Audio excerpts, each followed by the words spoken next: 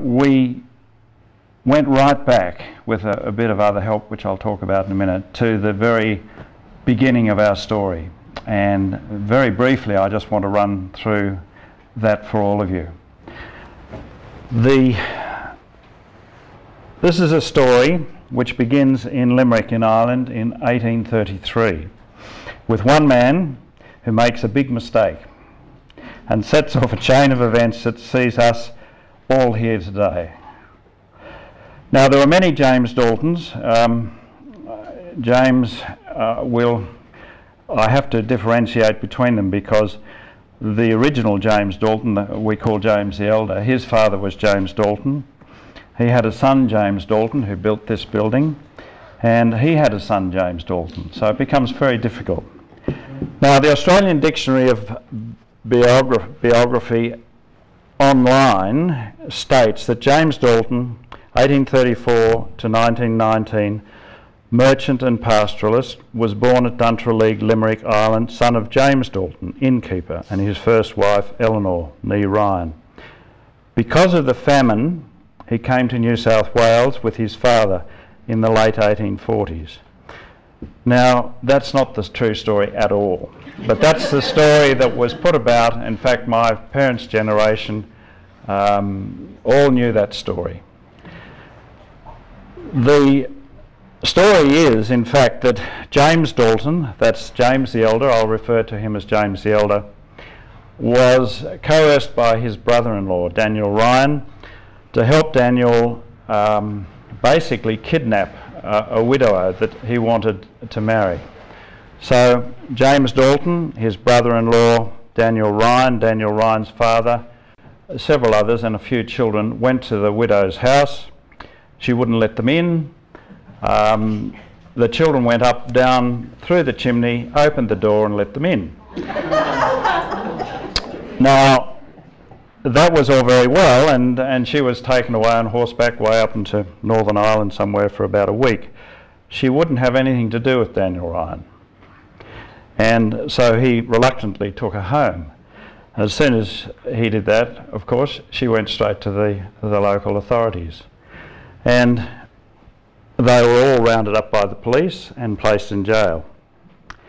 Now, we know from the report of the trial of the Ryans, the abduction took place in November 1833. And before I go on, I just might say a very special thanks at this stage for the work done by the late Hilary Dalton, because she began to dig around in the Dalton story. We picked up her work for the book and kept going. And she supplied us with the first and most important seeds of this story, which is this particular event. We know from the report and the trial of the Ryans that the abduction took place in November 1833. The Ryans were tried in March, and they were all sentenced to long periods of imprisonment. James Dalton was tried in March 1835. The Limerick Chronicle of the 14th of March 1835 states, James Dalton stood indicted for aiding and assisting in the abduction of Catherine Sheehan in 1833. 5 of the party having been convicted at the Spring Assizes in 1834, the prisoner, on the advice of counsel, pleaded guilty. Now, the issue of the Limerick Chronicle on the 8th of April that year carried a notice that James Dalton had been sentenced to death. Now, that obviously was changed to transportation shortly afterwards, which was just as well, otherwise we wouldn't be here. Now, James the Elder, we don't have any photographs. We don't have his DNA. However, we do have his description thanks to the indent shipping list from the Hive, which is the boat that he came out on. He was 5'5" tall, light hazel eyes, brown hair and of a ruddy complexion, as I suppose you would expect a fellow from Ireland to be. Lost part of front upper tooth. Nose inclined to the left side. Left elbow dislocated. Occupation farm servant, and he was aged 35, born County Limerick. So he must have, I'm not quite sure how the elbow got dislocated and his teeth got broken, but I think he must have been a fairly active fellow. So out he comes on the convict ship Hive on its second voyage to Australia, in fact its last voyage, because as he came up the south coast, the boat ran aground at Eden, and the convicts and the soldiers who were with them came aboard. They lost one person. It was Christmas Eve by the time he got to Sydney. They were also carrying a lot of money for the government, and the government was very quick to send a ship down to pick them all up. So James arrived in Sydney on Christmas Eve 1935. This is James the Elder. 1835. There are a lot of dates here, believe you me. Now, we see in 1840 that he's at Bathurst serving his 7 years for abduction. The same year he gets his ticket of leave. They had ticket of leave and then ticket of freedom. Now, his ticket of freedom enabled him to go back to Ireland if he wanted to. Some of the prisoners who came out were never allowed to go home, but he could have gone home. Now, he must have picked up a few skills in the 7 years that he was in Sydney and then in Bathurst, because in 1847 he came from Bathurst this way to Fredericks Valley, which is, for those of you who perhaps don't know, near this side of Lucknow, which is currently, later on became a gold mining centre. He set up a little store and started supplying the miners. Now, it was his right as a free man to petition the New South Wales government to bring his children out, and presumably his wife, who he'd left behind. Now, I perhaps should have mentioned that he had 3 children. James, of course, was the youngest of the 3. So he petitioned the government to bring his children out. There was Thomas, Margaret and James. And James, of course, is the James of Duntralig. As it happened, Thomas and Margaret weren't in Ireland at this stage. They'd gone to America. And also, it appears that on the ship's indent that young James's mother and James the eldest wife was dead at this stage. So young James was the only one left in Ireland. He was 13 years of age. He hadn't seen his father because his father was sent out here as he was hardly 1 year old. So James comes out at the age of 13 on the Panama and eventually makes his way to Bathurst and up into Fredericks Valley. How they would have met and how they would have known who each other was, I don't know, but it's an extraordinary story for a young boy of 13 in 1847 to come all the way from England by himself. Now, James the elder, his wife, as I said, has died in Ireland, so he remarries in 1851. He marries Joanna Hogan from Tipperary. Now, he didn't just get married in Orange, or Blackman Swamp as it was called. I guess there probably weren't any churches.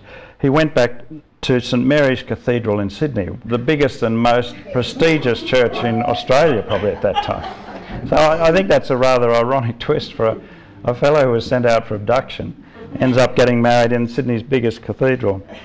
Now, he is to have another 6 children from this marriage, so besides the 3 that he had in Ireland, there were another 3 to come. They moved into Orange, where they started a small store. So the little store in the goldfields was only there for a while, till they got going. James, his son, had joined him. They moved into Orange. His father remarried. And James the elder, that is, decided that he wanted to do something else. He wasn't really interested in the store. So he became a publican, and he applied and got the licence for the Daniel O'Connell Inn. It was one of about 12 or 13 pubs in Orange, where I'm sure he would have been very happy. Now, remember I said that Thomas and Margaret had gone to America. In 1858, Thomas arrives from Canada and joined James in Orange in Dalton Brothers. So you've got James and Thomas now living in Orange. Margaret's still away. The same year, young James, who would have only, I think, been about 23 or 4, marries Margaret Mary Collins from this area. She is the eldest child of John and Jane Collins, and the parents had arrived out here in 1841 as bounty immigrants. I'm not quite sure, I guess they're free immigrants. John Collins at the time was proprietor of the Springside Inn, which is just to the south of Orange. James and Margaret were married and were to have 12 children, 6 girls and 6 boys. Very quickly, I'm not going to go down the rabbit warrens of family trees today because it's nearly lunchtime and it's just, they are very complicated. But I'll just tell you the 12 children. There was Thomas Garrett, who eventually did law, and married later on and became a director of Dalton Brothers. James Joseph lived in Orange, and he also did law, went to Ireland, became a member of the Irish Bar, and after his wife died came back to Orange. Eleanor married Major Willie Redmond, who we'll talk about in a minute, great friends of his father. John Jack married and worked at the Dalton Brothers store here. Jenny, or Jane as she was known, Jenny, died in France. We don't know very much about Jenny. She's a bit of a mystery girl. There's photos of her as a young child, but she went eventually overseas and didn't come back. There was MF, of course, Michael, who was involved, I guess, more in the rural side of things. Eventually came back and took over the Dalton Brothers stores, but Gababla and Kangarooby, and that's where he was involved. Winifred became a Sacred Heart nun, as did Elizabeth. So the 2 of the children became nuns. Edward, or E.B. Dick Dalton, was involved in Dalton Brothers, and Edward Dalton was my grandfather. That's how I fit in. Rosie married William McKillop MP. So there were quite a few, went back to Ireland. Sadly he died and she came back to live here with her father in this house. But so there were 3 of the family became involved with Irish politicians. It's quite extraordinary. Patrick was the baby of the family, the youngest, and he became a Jesuit priest and was professed in Ireland and came back to live in Australia. So of the 8 that were able to have children, 23 children came out of those older members of the family. 1860, Margaret Dalton, remember that was the 3rd child of James the Elder. She was still in America, but she married another Irishman, Michael Casey, who had been in America for some time. At the outbreak of the Civil War, Michael lost his job. He was a foreman in a sawmill. And in fact, he was drafted into the army to fight. But in those days, if you were able to find a substitute, you could. And you didn't. In his case, that's what he did. You obviously paid money to someone to take your place, and which was a very interesting way of doing it. 1861. Thomas Dalton, you remember that's Margaret and James's older brother, marries Elizabeth Fay and has 7 children. Now 4 years after that, in 1865, Margaret and Michael Casey finally arrive in Australia.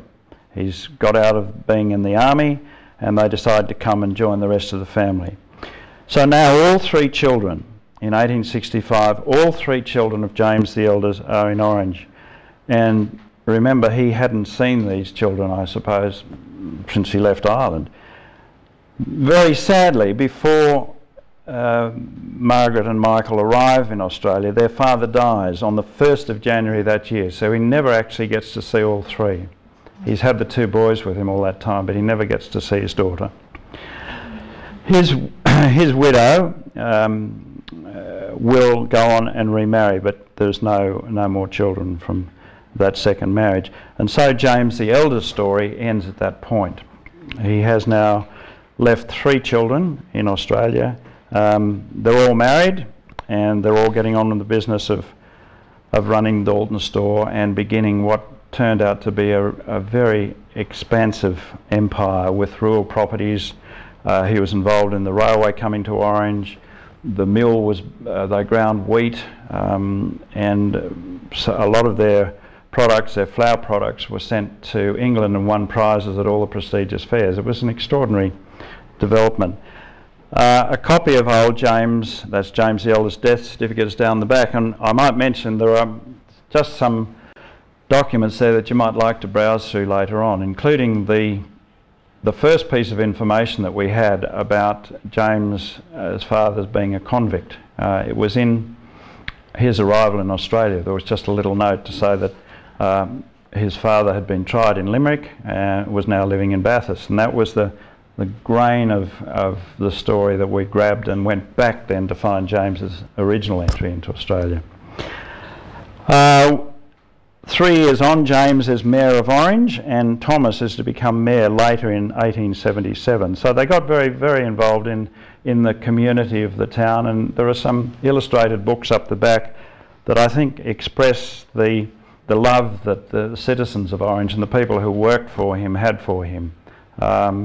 They're illustrated and they're quite beautiful. If you've got a few minutes, just flick through a couple of their copies.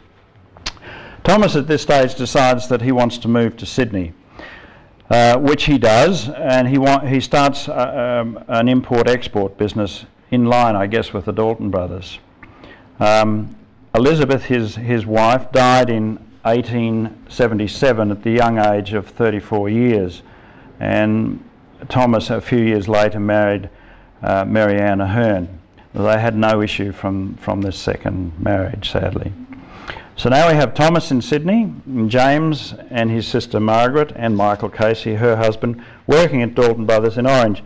The working capital of the Dalton Brothers at that time was £125,000. Now, I have no idea what that would be today, but it's an enormous sum of money for someone who came out here, as young James did, with nothing, and his father who had nothing. It's an extraordinary story. I digress just briefly to read you a little bit. James Dalton provided funds and leadership for the Irish nationalist movement in New South Wales. He was closely associated with the visit of Irish nationalists John and Willie Redmond in the colony in 1883. As president of the local branch of the Irish National League, Dalton, with 2 other magistrates, signed an address to Redmond which praised their resolute resistance to the oppressive proceedings of a foreign Senate. This address provoked a public outcry and a demand for the removal of the seditious justices. The Premier of New South Wales, Alexander Stewart, requested explanation from the 3 magistrates but found them unacceptable. Dalton claimed that he had done nothing incomparable with his oath of fealty as a magistrate. Asked to resign, he refused point blank, but he was dismissed on the 28th of April. The bond between the Daltons and the Redmonds was cemented when on the 4th of September John Redmond married Dalton's half-sister Joanna. There's a photograph of Joanna down the back amongst the memorabilia that's on the table. Later, William Redmond married James's daughter, Eleanor, and there's also a photo of them down the back. Have a look, it's quite lovely stuff to see.